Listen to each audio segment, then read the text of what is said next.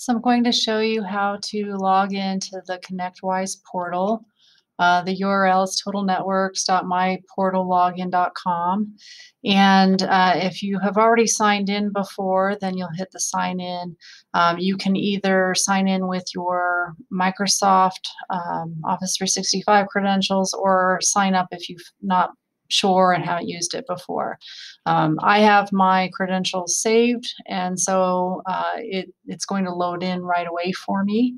And once you get there, you can see it right away. You'll be able to submit a ticket, look up a ticket. If you have permissions, not everybody has these, you'll be able to make payments, view projects, or manage your users.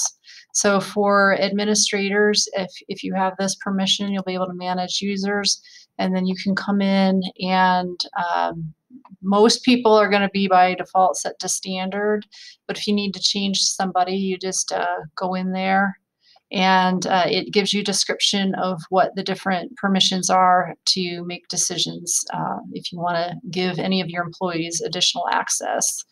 And then if we go back to home for submitting a ticket, this is what most of your employees will do. You'll just click here and you'll see that there are different choices. So if you need to terminate somebody, if you have a new user, there's certain questions that we ask through the process to help Total Networks employees know all the information we need so that we can get going on your issue as quickly as possible. So for example, if you have a problem, you'll just do a description here, and then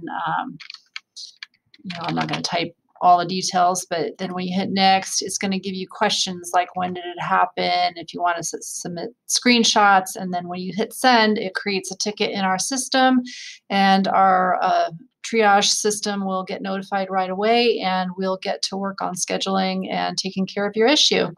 So if you have any further questions, don't hesitate to give us a call at 602-412-5000. Thank you.